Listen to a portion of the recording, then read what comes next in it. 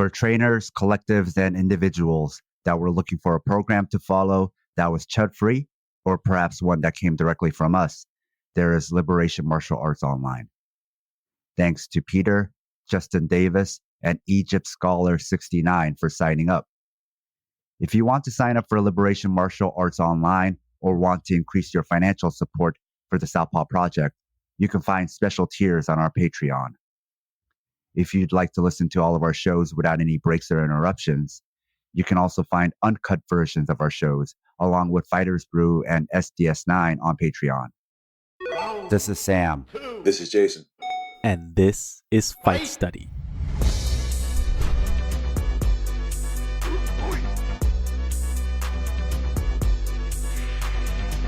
This episode was sponsored by Chad Loader, SH, M. Shelton, Berkshire's People's Gym, and New Guy. Jason and I are back to talk about UFC 285. We had the return of John Jones, this time at heavyweight, to take on Ciryl Gane for the heavyweight title, vacated by lineal champion Francis Ngannou. Then the women's flyweight title fight between Valentina Shevchenko versus Alexa Grasso.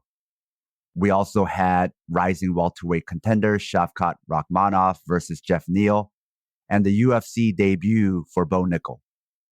Jason, let's first talk about Jones versus Gane and the contrast between this fight and the previous main event at UFC 284 between Islam Makhachev versus Alexander Volkanovski. As far as skills, how good or bad is heavyweight? Without sounding like a hater or like overtly shitting on professional athletes, especially those who choose fighting as their athletic endeavor of choice, it's not good. And there used to be this thing in, at least when I watched a lot of amateur wrestling as a coach and amateur wrestling growing up, competing, that the opposite ends of the talent spectrum, from like your smallest to your biggest, like everything in the middle. Like I started my freshman year wrestling 145 pounds. It's a lot of juniors and seniors, and there's a lot of individuals who weighed that much. So there was a deeper talent pool.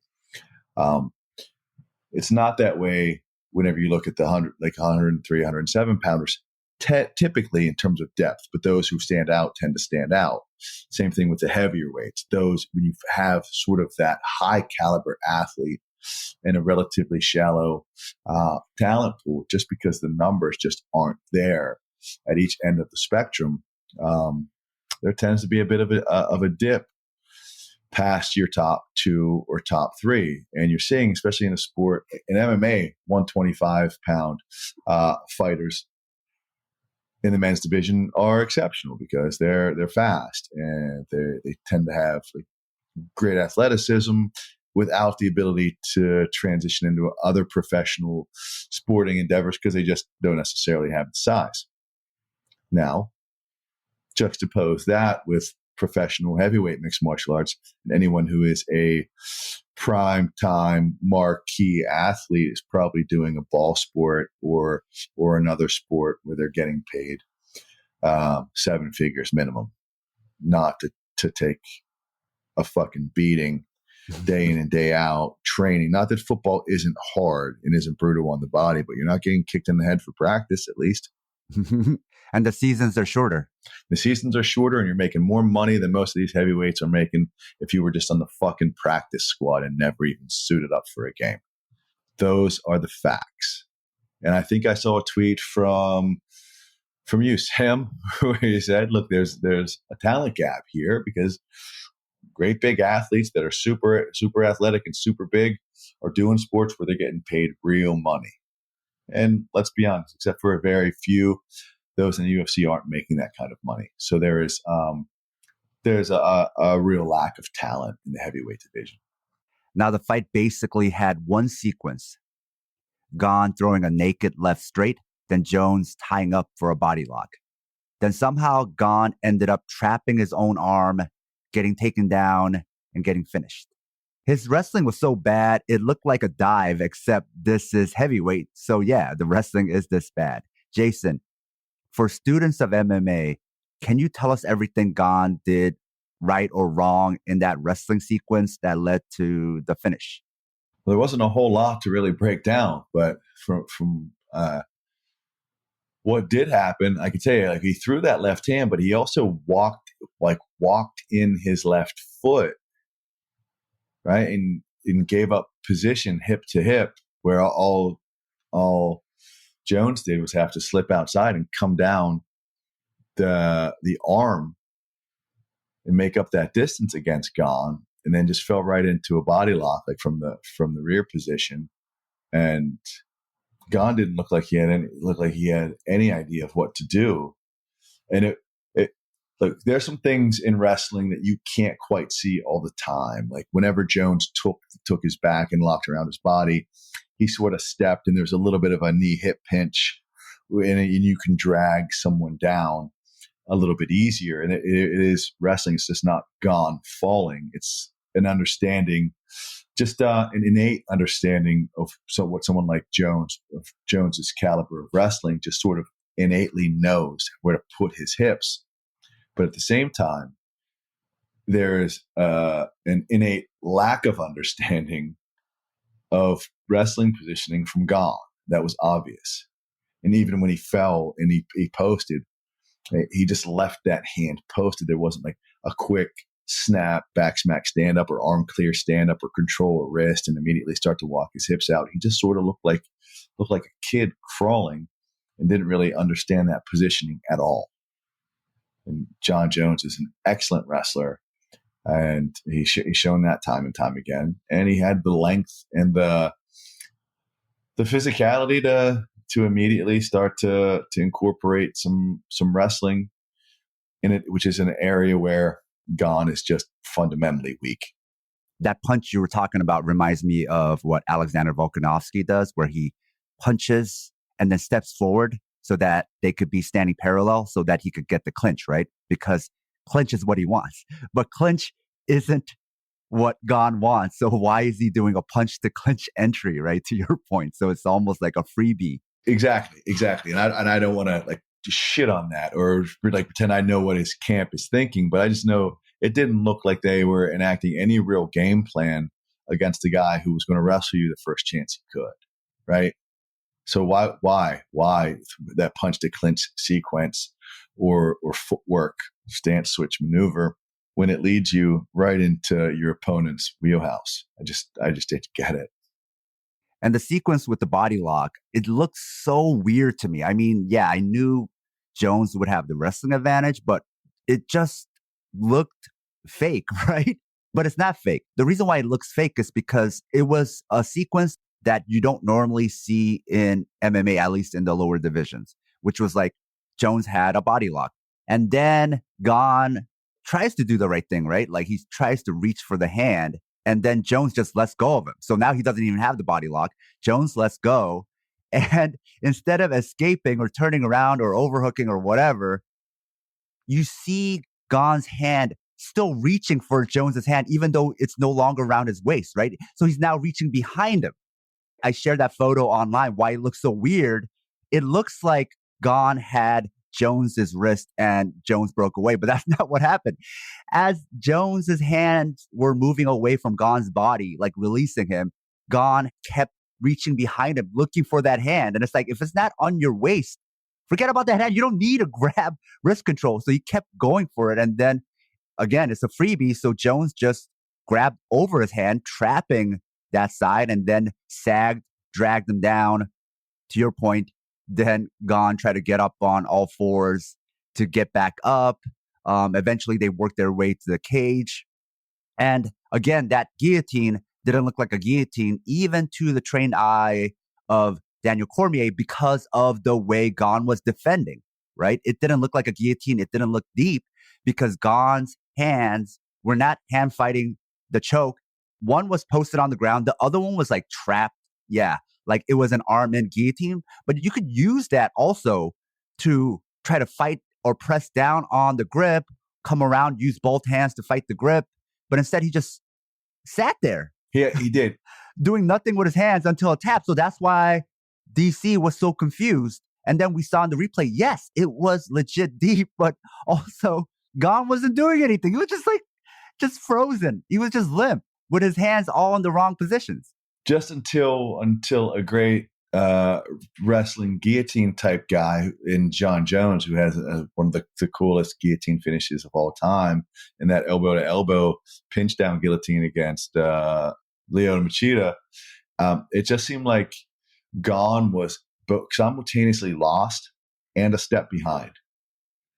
And I understand that great wrestling hips will make you feel just a little bit off balance. But holy fuck, man, this is really beginner stuff. And if you are right, if you're not hitting, it's bad that there would be this kind of wrestling gap, wrestling hole in any world champion's toolbox, right? It's concerning. It's mixed martial arts, and Gon is a fantastic athlete, and it seems to have an outstanding learning curve for fight sports. But it didn't seem like there was any true. Like he wasn't fighting wrists and bumping his hips away, and he didn't seem to have for such a he looks like a goddamn ballerina when he's striking sometimes. So you would just think that maybe some of this balance would be innate because he can hit spinning techniques. He can hit, like, he's got good kicks, high and low. He's smooth and he has good balance. And to think that I wonder how much wrestling they even thought they needed to train. How much did they train? If you told me he would have trained 8 weeks in wrestling, I'd tell you that he maybe trained 2, because it didn't look like eight weeks worth of fuck all, really. It was really that strange, because nothing looked, from such a naturally gifted fighter, nothing looked natural once Jones got to his hips. And then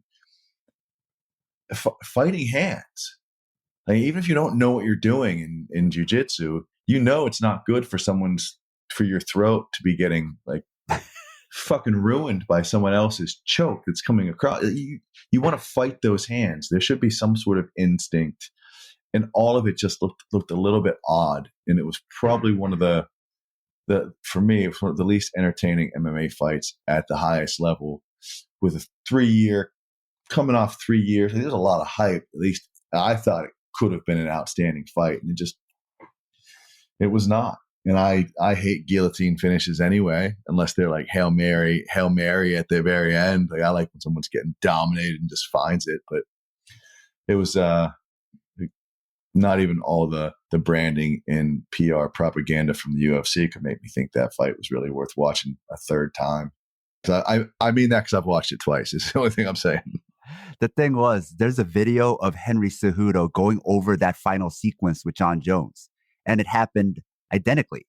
So why didn't Gon's camp study it? Now I realize the heel hook attempt wasn't a fluke. The way Nasruddin Imavov fought Sean Strickland wasn't a fluke. I think Fernand Lopez's camp doesn't game plan well. I guess not. That really seems to be the case. And I'd love to get feedback if we're both wrong on this, but none of it looked like there was any type of prep.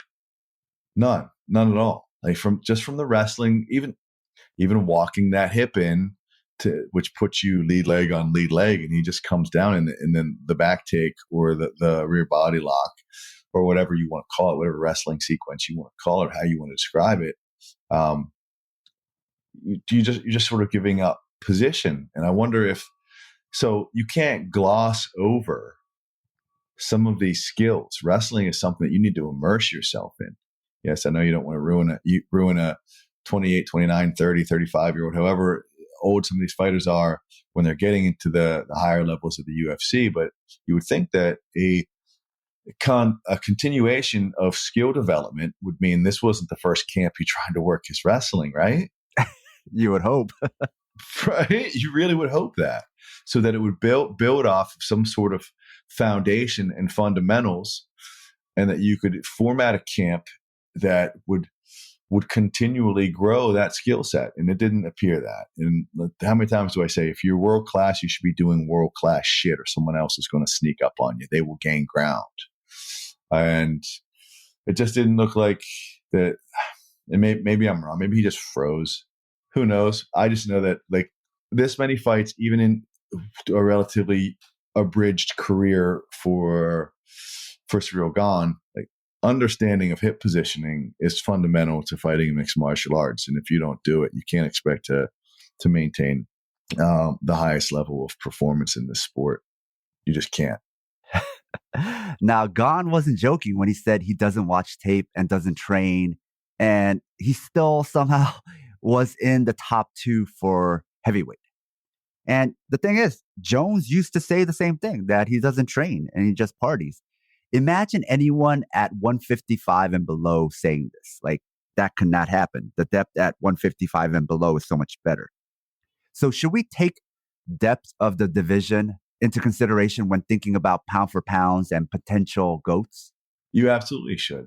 Well, if you think about what, and this is not a revisionist history, but we're litigating the past a bit, but you have heavyweights that can come in without real well-rounded skill and make a little bit of noise in the heavyweight division. Gone roughed up Tuivasa, and he looked fantastic in doing it, but he got clipped a lot. And let's be honest, Tuivasa was, if he didn't have a world-class chin, Greg Hardy might have beaten him because he blasted him in that fight. So, I mean, how close are we to saying that Greg Hardy was a legitimate player in this division? And I'm not saying that like MMA math means that. I'm saying these are big guys that hit hard. And there's an obvious skill gap. And if you have athleticism like someone like Brock Lesnar, what is he, three or four fights in before he got a UFC title? And yes, MMA has evolved since then, but the UFC heavyweight division has not. And if there's that level of wrestling weakness, what's to keep any NCAA college heavyweight in wrestling and just sort of expect them to get a takedown, guillotine choke, or a little bit of ground and pound and end up winning, especially since you don't have heavyweights with the same kind of jiu-jitsu chops as Fabricio Verdum, who's still more than capable on his feet. So I think we're just seeing a de-evolution of the heavyweight division, and someone like John Jones can come in, who is a very, very skilled fighter, very well-rounded, has the height, the length, the reach, and now he has the size to compete in the heavyweight division, which is abysmal from a depth of talent perspective. And even those who are in the top 5, there are some glaring holes in their game. A note to our listeners. If you love the Southpaw Project, please support us and help us get paid for our labor by financially supporting us on Patreon. This will give you access to exclusive bonus content, like early releases of Southpaw Deep Space Nine, our fictional narrative podcast, Fighters Brew, break-free versions of our shows without interruptions like you're hearing now, bonus articles, Fighters Brew transcripts with extra content, Liberation Martial Arts Online, as well as our private chat group on Discord. You can also make one-time donations at Ko-Fi or show your solidarity by wearing our swag. You can find all pertinent links at southpawpod.com. Now talk to us about Valentina Shevchenko versus Alexa Grasso. I liked the fight. I did. I liked what Grasso was doing. I think her stand-up is outstanding. I think she's going to continue to improve. I thought Shevchenko was forced to fight on lead a little bit more and shows some limitations there at times because she's not super comfortable, but she's also good at mixing in her wrestling, which when she was using it and it was well-timed, incredibly effective. But it only takes one moment, and Alexa Grasso had the presence of mind, regardless whether she was winning the first round or if you thought she lost the subsequent rounds. She had the presence of mind to stay in it, and I think she's someone that if you make a mistake with her, she's composed enough. It doesn't matter if she was down 1 round, 3 rounds, 5 rounds, she'd still figure a way to fucking beat you. And that was the opportunity that Shevchenko gave her on that missed spinning back kick, as she gave up her back even for a moment. And everyone's seen the video now. It's gone around.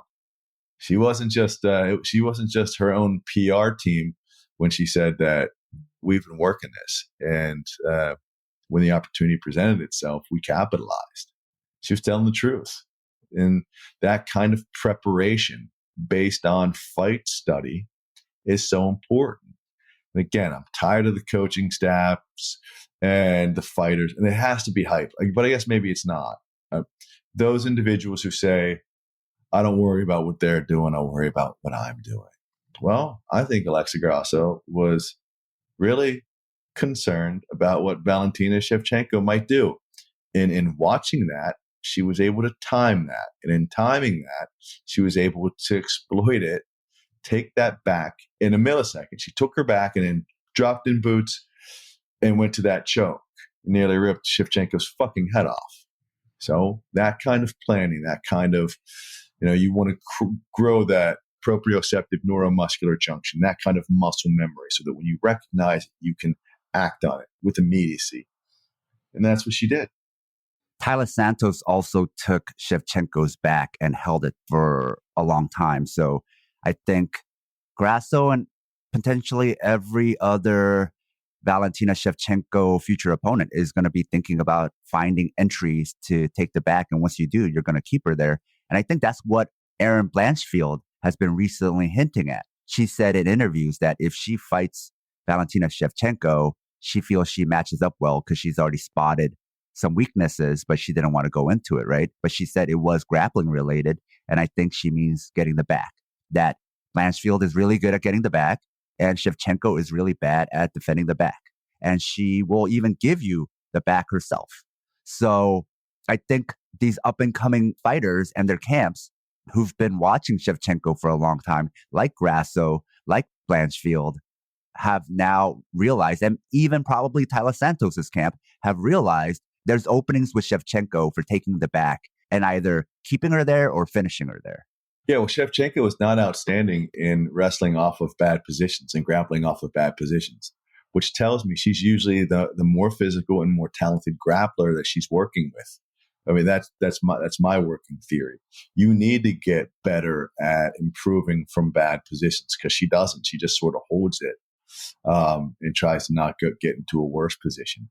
And as the talent level in that division continues to improve, and they continue to see that, then they're gonna make up some ground.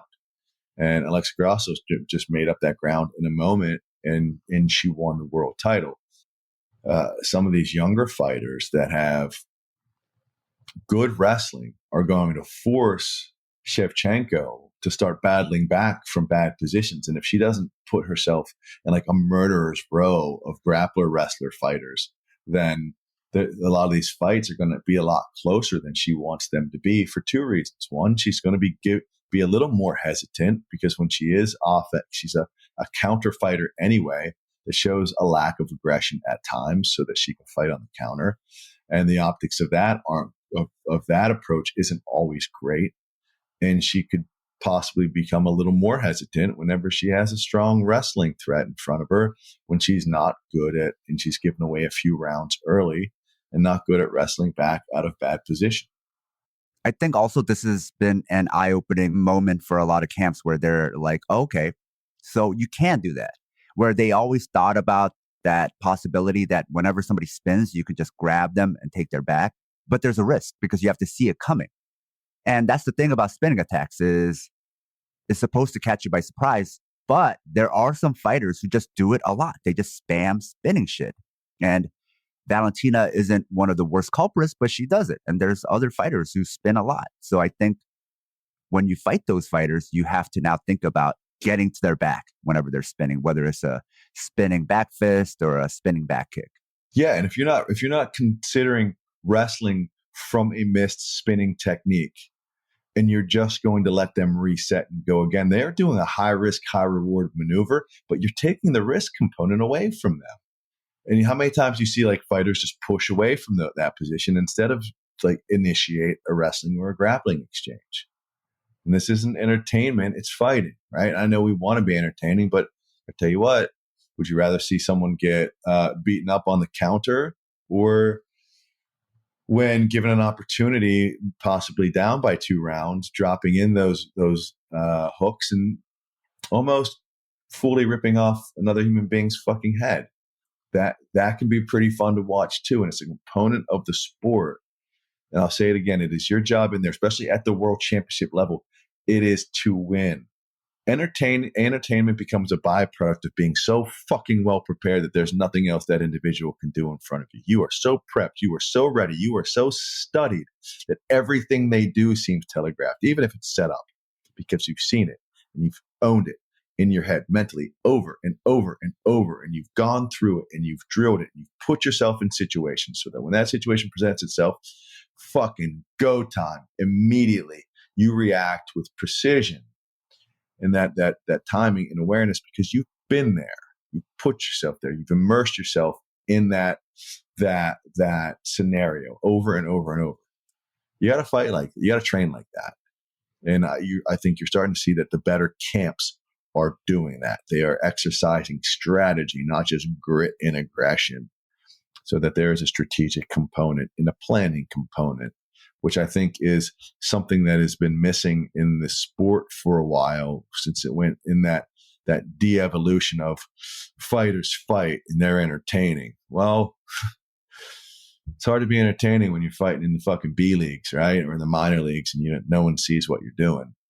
So sometimes a little bit of strategy and fight preparation can go a really long way. And I think for fighters who do like spinning attacks, they have to be more cautious about it. They can't spam it. They have to be smarter about it. And they have to set it up. And they have to make it make sense. Don't just do it to do it. Don't just do it to score points. Yeah, for sure. And if I'm a right-handed fighter and I have a strong right hand, right? I got a good right hand. You're always trying to stay to my weak side. So your footwork is always cheating you away from my right hand. A spinning back fist or a spinning back kick will bring that right side attack around from the left side. So seeing where they're going and setting some things up can lead them there rather than just spamming. And that's why you start to see fighters it needs to be a balance of exceptional athleticism and commitment to craft. And that's what Volk does that as well as anybody, right? He gets better and his attacks become more and more layered each and every fight. So it's not just about the physicality. It's not just about having a great chin and good cardio.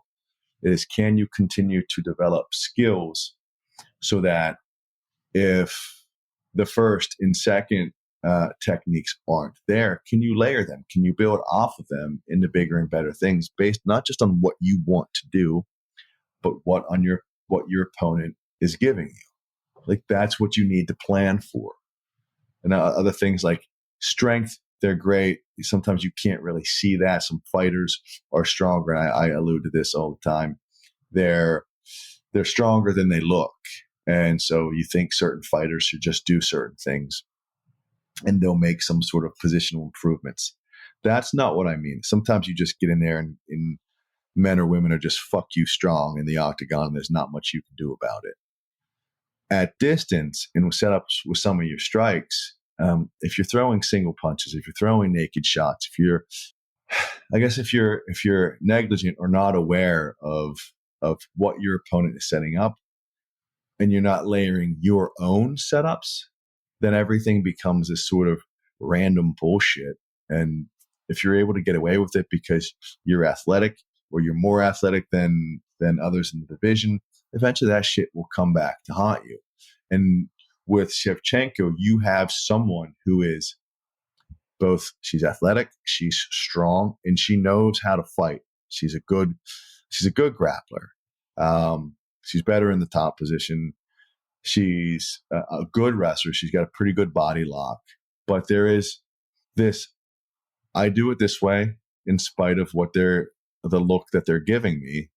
And I think at some point, there's enough data on her, and coupled with her hesitancy, you're going to be able to see athletes who will continue to improve in that division catch up on her, because I'd be eager to see how she did against Blanchfield as well. I'm not sure she gets past that, given her last two performances against some pretty capable grapplers.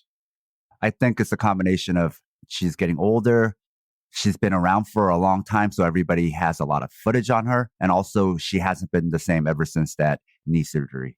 Yeah, especially with her fight style, that could be problematic for sure. Now the people's main event and the most technical and exciting fight of the night, Shavkat Rakhmonov versus Jeff Neal. Neal came in 5 pounds heavier, which also means he's more hydrated, which makes a difference in strength, but also how much damage he can take. Jason, talk us through this fight. Well, let's just say this. Rakhmonov fought well, but he's got some defensive lapses, right? He gets hit a lot. He relies on his chin. But goddamn, if he's not one of the most entertaining fighters I've ever seen. I like watching him fight. He is this, even the commentary nails it because he does certain things so well. Like he's got a piston of a right hand. I must have said that 2 times before the commentator said it. Like he just does shit a certain way that looks cool. Like he hits hard. He just starts moving people with the body lock, and he's not like super chiseled and super jacked. So I just sort of like the way he fights, but at the same time, he loves to keep that chin up and fighting tall. And he gets caught with some shots, and Jeff Neal can crack. So Rakhmonov has a chin. I root for him a lot, but I think when you get some of those heavy hitters in the 170-pound division, there's only so many times you can rely on that chin as if you're wearing a football helmet while you're fighting. Some defensive responsibility and better defensive reactions at some point are going to be a must. Or maybe I'm wrong. Maybe he doesn't have them because he doesn't need them, and Jason should just fuck off. I don't know, but I just know I love watching him fight. I really do. In his previous fights, he barely got hit, and I think this is more of a testament to Jeff Neal in that this is probably the best Jeff Neal has looked ever in the UFC. So I think Rakhmonov was tested, but I feel like he also showed us a lot. Yeah. I feel like in this fight, he answered some things that we didn't know yet about him, like his chin, for instance. Well, even the choke that he ended it with, he seemed like he sort of just like, now that my finishing streak might be at risk, I'm just going to finish this guy. Short of like to have knocked him out, but I'm just going to choke him instead, right? With that little Merkel choke that he hit, like that standing rear naked or whatever it was with that Merkel leg in. And we talk about composure all the time. He almost seemed like he could have gone to. I think he wanted the knockout, and Jeff Neal looked great. I thought Jeff Neal really looked fantastic, and he hit some nice shots. Even after he was getting clipped, Jeff Neal put together some counter punches when I think a lesser man would have been snoozing and waking up to some smelling salts. He was still with it and found some good shots on Rakhmonov. And how frustrating does that have to be? You might feel a little bit dejected after you blast someone with a great counter hook, bang, and even a 2 right behind it, and he eats it and he puts a straight right hand back in your mush, and all you can do is take 4 steps back into the cage. You know, it almost looked like there was some big brothering going on because Rakhmonov's that dude. You know, when he hits you, it fucking hurts. It's stiff and it's straight, and you can crack him 3 times and he punches you and you're like, fuck, man, that sucked. I am really, really eager to see him against some other 170 pounders. I'd love to see him against Gilbert Burns. I mean, speaking of Gilbert Burns, right? There's a lot of comparison between Rakhmonov and Khamzat Chimaev. But first of all, Khamzat is no longer a welterweight. He has officially moved to 185. And secondly, they're very different. When Chimaev was tested, he didn't show composure, actually. He would get clipped and just start wading in there really recklessly and start getting clipped some more. Whereas when Rakhmonov showed lapses in his defense, he would clinch, he would try to exit, and he wouldn't try to rush the end. He wouldn't start panicking and be like, oh shit, I got to do something right now. I got to get him back. Even when his mouthpiece fell out, Rakhmonov was like, whatever, you know, right? This is fine. This is no big deal. Whereas Chimaev, he puts so much pressure on himself. Everything is a big deal for him. And that's the difference. One is cool as a cucumber and one is not. Yeah, well, Rakhmonov looked about as comfortable in a fight at times that were not going his way. Like he was basically swimming down the river of fire, just doing a backstroke and whistling. Like, yeah, no big deal. Nothing was getting to him. And it's when someone can be that calm and composed, and he never got wild. He never panic wrestled. Like even whenever he did wrestle after he got cracked or he moved back a little bit, he would try for something. If it wasn't there, he would position off and hit a nice knee to the body. And those knees to the body were excellent. And they were, like, I really like Gilbert Burns, and maybe I've got some recency bias in watching Rakhmonov, but I also really love Rakhmonov. He's one of my favorite fighters to watch. I told you, I said I'm really high on this kid when he was brought to my attention, because it's like the things he does, even if he doesn't do them perfectly, always have a thud or a snap to them. And then he's always having some sort of continuation of offense, whether wrestling or knees to the body in those dirty, muddy areas that I really like. But yet at the same time, his shit becomes really entertaining. I don't want to say it gets wild, because it doesn't, but it gets aggressive. And with that aggression, there are some lapses or a trade-off in hand position and fundamental defense. But he can take that shot. And from a from a consumer perspective, from a fight fan perspective, I love watching him fight. And maybe this is some recency bias, but I think he sleeps Gilbert Burns. I do. And I know Gilbert Burns is a good chin and can fight. But I think he walks into a piston of a fucking right hand swinging wildly, and Rakhmonov puts an exclamation point on a bid for a title shot, or at least a top 5 ranking. And I know I'm speculating like I'm the matchmaker, like that match is coming down the pipe, and it's not. But I'm just saying, from the things I've seen, who I would like to see him matched up with, I really like Gilbert Burns, and I really like Rakhmonov, and I think putting them together would be fireworks. Something else that I like seeing in a young fighter is, to your point, Rakhmonov's commitment to the body. He keeps attacking you to the body. He never lets you not even take a break, right? To your point about continuation of offense, he doesn't even let you take a breath. You're exchanging upstairs. Maybe you hit him too, and you're like, okay, now this is where we break off and I could take a little breather. And he's like, no, I'm going to hit you in the stomach now. Right. And until you've been kneed in the stomach, you will never truly understand or appreciate how disruptive that shit is. Like, fuck, man, when you can't breathe, when you have to take a second and readjust your inner organs and make sure everything feels okay, right? It is disruptive. And we talk about money in the bank and banking those shots for later, and it wears you out. It is disruptive to your breathing. It is disruptive. There's vasovagal responses that start to get a little bit out of whack when you start getting cracked in the body. And like, he wrestles off of it. So if you pinch down, he'll start to put you in a front headlock. Or if you straighten out and try to exit, he'll just blast you with punches too. If you want pizza, he'll fucking force feed you pizza. If you want ice cream, he'll give you ice cream. He's taking whatever is available, right? So that kind of thing, that kind of fighting, I really, really love. And I think the more someone can appreciate what do I say? Like, when the muddy waters of MMA that can get boring, right? If you don't know how to elbow from the clinch and start peeling hands and have good hand fighting against the cage, then those situations get boring. But, you hear me refer to Felder all the time. No one is ever saying Felder fights are boring because someone put him against a cage and all they did was just wall install. Felder is so good against the cage that he'll find elbows, he will find knees. If you drop your head, he's going to knee in the head. If you drop your head, or you try to overly wrestle, he's going to make you pay for it. He's going to wear you out physically. And as you start to tire, he's going to hit you with knees to the body, elbows to the head. If you put your hands up to elbow to the head, he's going to frame off with a knee in the body again. And then when you break off, well, that's where he wanted you this whole time anyway. I think those body shots, the knees, but there were also kicks, punches, I think that all paid off to the ending. I think that's part of how he got the finish, because Jeff Neal is tough, but like, you could tell his insides were hurting him towards the end. When Rakhmonov was punching him to the head and hitting him to the body, he had to pick. He picked covering his body because it was killing him, right? And so even when that choke came, his hands were out of position and he was already tired from the body shots. He was winded. And that's why, listeners, you attack the body, because it's not about just finishing them right away with a body shot.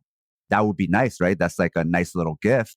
But often it's investing for the future. It's investing for rounds 3. And if you're fighting a championship fight, for rounds 3, 4, and 5. So you really are banking for dividends in the later rounds. And I think that's what Rakhmonov was doing from round 1. Yeah. And I like to see him continue to develop a nice, well-rounded attack. You saw Jeff Neal come out with his hand, like good fundamental hand position, right? And so that body was open. There were kicks to the body that were thrown that got underneath that elbow. And then whenever, like you hurt someone with some kicks in the body, they want to crash distance and they want to keep it. They want to punch their way in, and you get into some clinch range. You can continue to throw little spammy short shots that aren't doing anything, or you can elbow, frame, pivot, underhook, get caught in that clumsy over-under position, bump a little bit, pull, get them step back, and bang, knee that body. Or you can get caught in it, step back, shift your hip, and knee right away. And then they start to react. So that kind of stuff to me is real pretty. Yeah, it looks nuanced, and like, you don't always get a knockout out of the deal from those shots, but investing in them can lead to those knockouts. You can get people real flinchy once those guts start hurting. You can get them real fucking flinchy. You could take a fighter that is pretty grizzled. You get a little chaos going in your internal organs. They'll start talking to the brains. Hey man, fuck this. Let's get out of here. If you love the Southpaw Project, become one of our financial supporters. It'll help us supplement the cost of running this project, the incredible time and energy we put into it 7 days a week, and you'll be giving us some breathing room, not only to juggle Southpaw with our day jobs, but also to expand Southpaw into other areas. We can't exist without your contributions. Show your Southpaw solidarity by supporting us at southpawpod.com.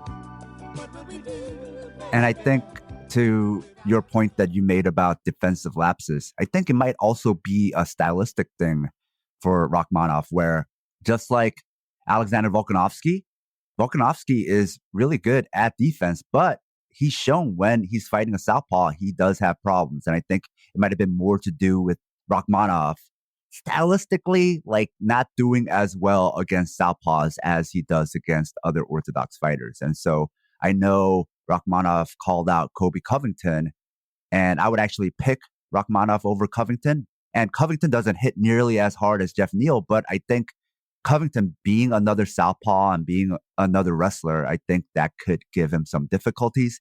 But I think that's also a good test where we see if he's figured out how to fight southpaws. So I think this might be more of how some fighters just are. They just don't do well fighting against other stances. And I hope this isn't something that is a feature of Rachmanov and just a temporary thing until he figures it out. But I guess we'll see. Yeah, and that's sort of the fun, right? Because in my head, I've conjured up this real hype around Rachmanov. At the same time, there's some cognitive dissonance because I see some lapses in his defense, and I wonder. Like, I know his wrestling is good, but how would it fare against someone like Covington, who has the gas tank and legit all-American wrestling chops? So, to me, rather than to have this sort of biased debate in my head, I get this sort of hunger to see these fights play out. And God bless like the analysts that will put their opinions in writing, because I don't do that. Dan Tom in particular, right? Because he's right 90% of the time, and the 10 times he's 10% he's not. Everyone loves to point it out. But to really go in and break that stuff down, matchup wise, there are some, when you look at it from a coaching perspective or a true analyst perspective and try to suspend your own internal bias. In my head, I can't stop looking at the fight between someone like he and Covington and saying, all right, put him in a left-handed stance. I think Rachmanov finds that piston of a right hand and fucking sleeps him. Right? But I know that there's so much more to those fights, but that's where it continues to go in my head. So there's some decent fights in the 170-pound division, and there are some great fights in the 170-pound division. And I think all the great fights are going to entail Rachmanov. Yeah, I would definitely put this as an early contender for Fight of the Year, along with Islam Makhachev versus Alexander Volkanovski. But, the year is still young, so there's probably going to be other great fights. But so far, those are the two fights that stand out for me. Yeah, two great fights for completely different reasons, right? One is this technical brilliance And another one is just like, how tough and how hard does this individual hit, and how unflappable is he when he gets hit? The beauty of someone like Rachmanov is that great chin and knockout power tend to be pretty fun, right? Dan Henderson was pretty limited in overall, I don't want to say overall skill set, because he could wrestle and he hit really hard, but towards the end of his career, when he was older, he was sort of limited in what he would do.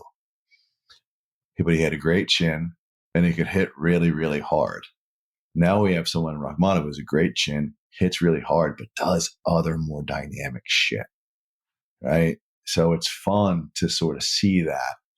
And I'll always be a huge fan of the technical aspect of things, but sometimes you just want a fighter who has that fuck you power with that fuck you chin, and just like, especially if you're rocking with that guy and you're like, you're ride or die Rachmanov, and he continues to perform. You're like, yep.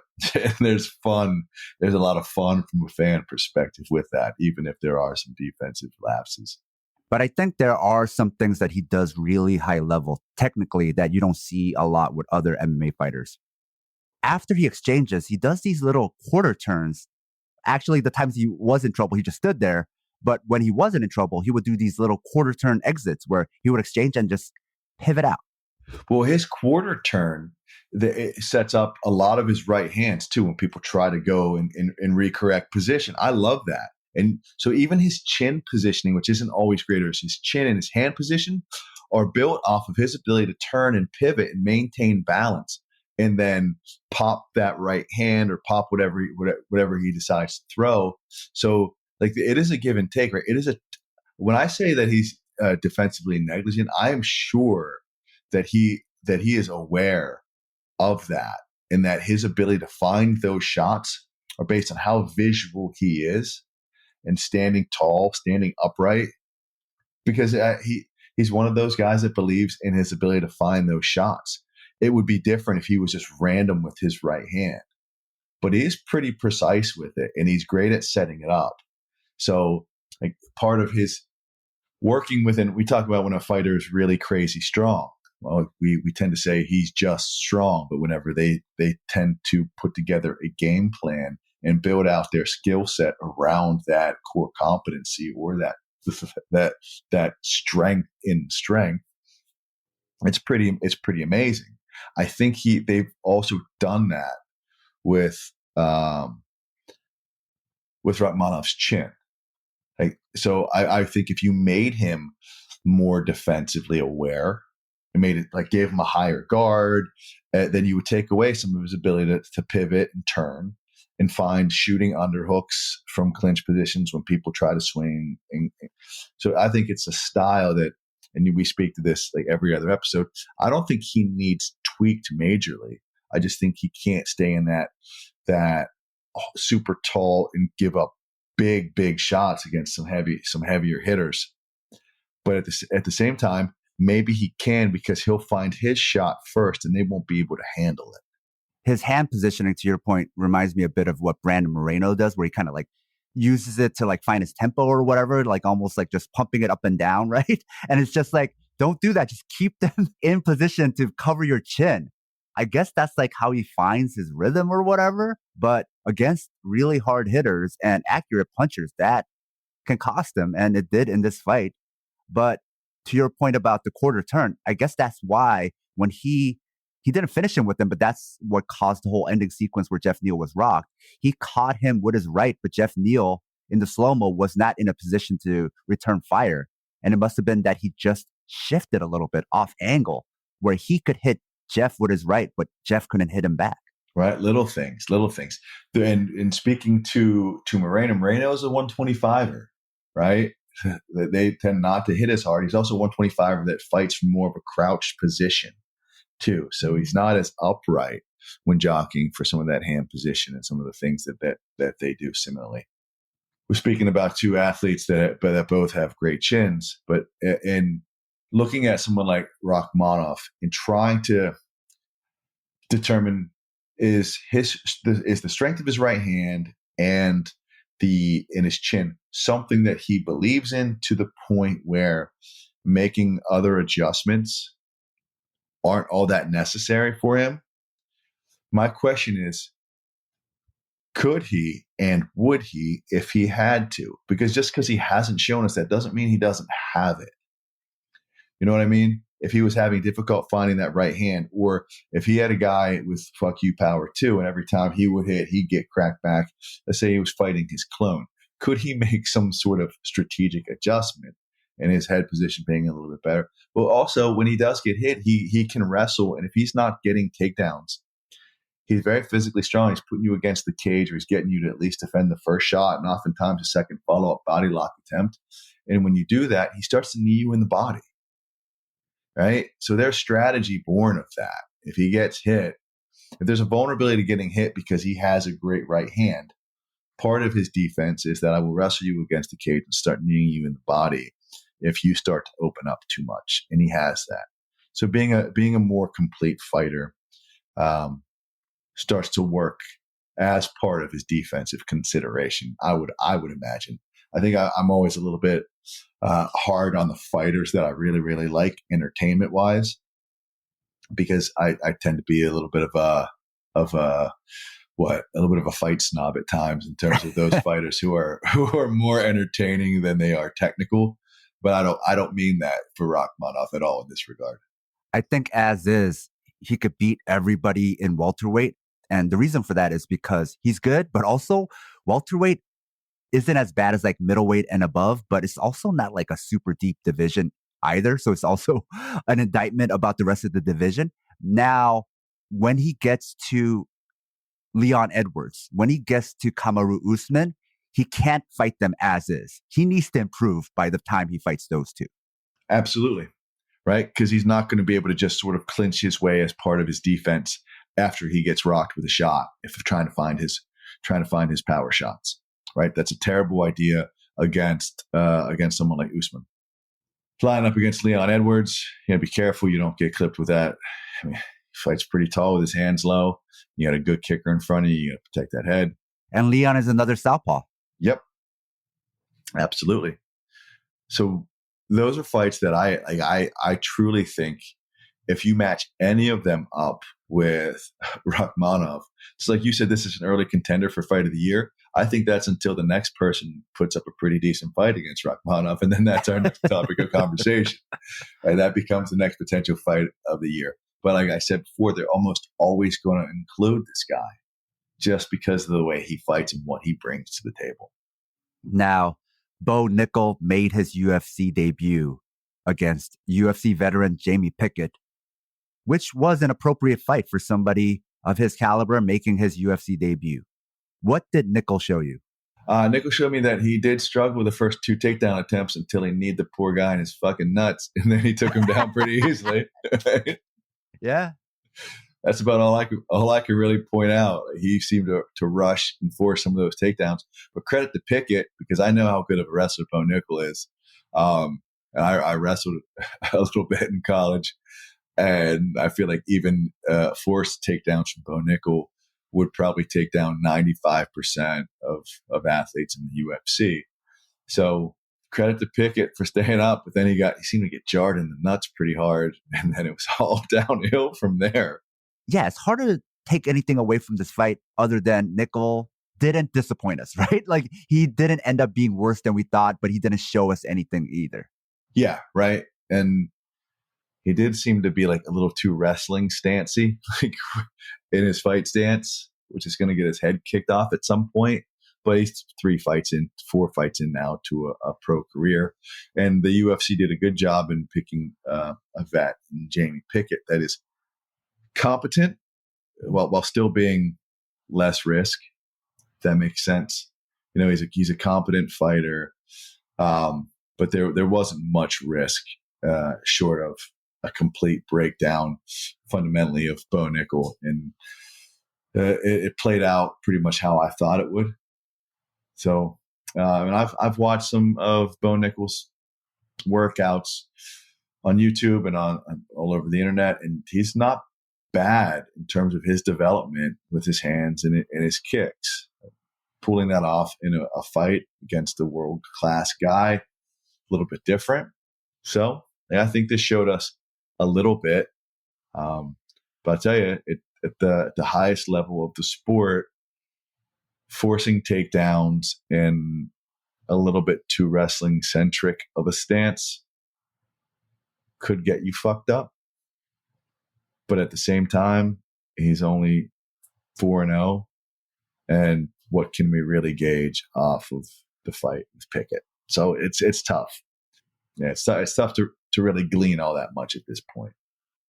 What's fortunate for Bo Nickel is not only his wrestling and that he's young, but also that he's a middleweight.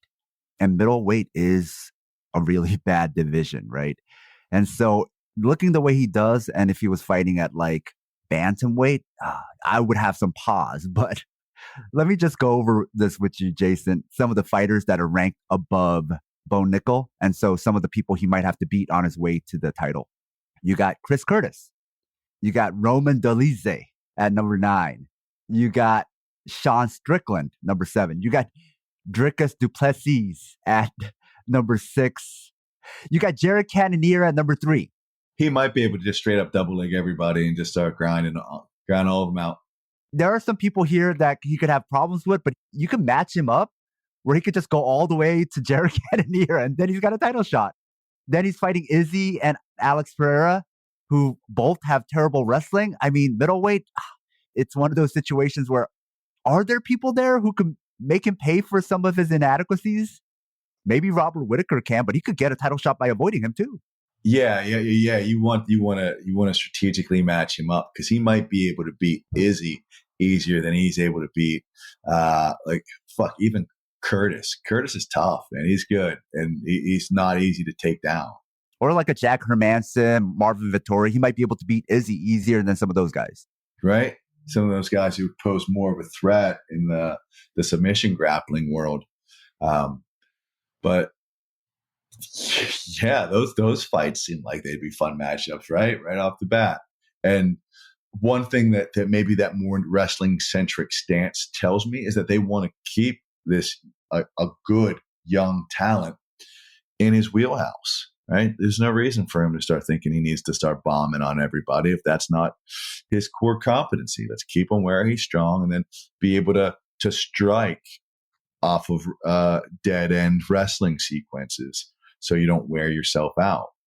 You know, while those guys are pulling you up with a whizzer and trying to get a far side underhook and bump up and pull, they're pulling you into a good knee situation, especially if you're the one pushing the action and their back is against the cage. So learning how to do some of that grimy Muay Thai stuff. I don't know what you call it. I call it dirty Muay Thai if we're going to call it dirty boxing against the cage. Some of that dirty Muay Thai from an over-under position and really driving that head up onto that jaw, throwing some knees, getting good in those positions. But I think I think Bo Nickel is a quick study. I think he is motivated to continue to learn fighting while developing. And while developing, staying true to his wrestling without being boring. I think he's got the goods, and I think he's going to continue to develop it. I'm really eager to see it. The theme for UFC 285 seems to be poor pay means athletic big men go to other sports, which makes the few good big guys stand out. But please don't gaslight us into believing the worst divisions produce the GOATs. You just can't. When you say pound for pound, that means when you take a 125 pound fighter or 145 pounder in Volkanovski and turn him in to a bigger version of himself against a heavyweight, who would win? Right? Pound for pound. That's how I see it. And there's no doubt that Volkanovski beats some of these guys as our greatest pound for pound or as pound for pound. So you need to at least suspend disbelief. It's not 145 pounder fighting a heavyweight. It's if you take that heavyweight and shrink him down to 145 pounds, how's it going to play out?